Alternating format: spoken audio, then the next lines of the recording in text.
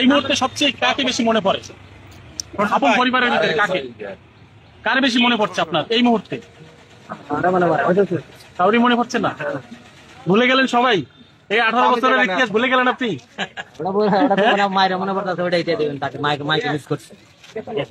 যেই মা 10 মাস 10 দিন গর্ভে ধারণ করলো, আজ মনে পড়ছে না সেই মায়ের কথা?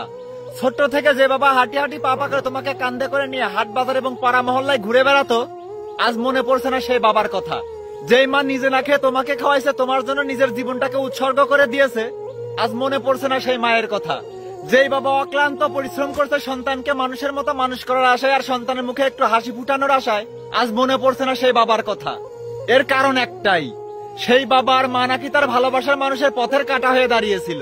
ওহে সন্তান, আজ 20 বছরের ভালোবাসা তোমার কাছে পথের কাঁটা মনে হলো। 20 বছরের ভালোবাসা তুমি এক নিমিষেই ভুলে গেলে।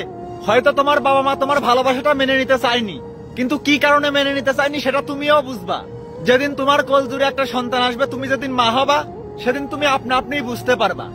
একটা কথা ভুলে যেও না, বাবা মা কখনোই সন্তানের খারাপটা চায় না। আজ ভালোবাসার মানুষটাকে কাছে পেয়ে তোমার কারোর কথা মনে পড়ছে না, কাউকেই মিস করছো না।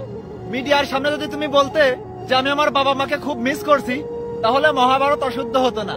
হয়তো তোমাদের ভালোবাসাটা তারা মেনে নিতে চায়নি, কারণ তাদেরও অনেক স্বপ্ন অনেক আশা ছিল তোমাকে নিয়ে।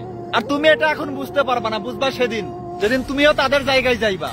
আর হ্যাঁ, একটা কথা মাথায় রেখো, যেদিন তোমার এই ভালোবাসা জানালা দিয়ে পালাবে, সেদিন তোমার মনে পড়বে ওই হতভাগা মা আর বাবার কথা।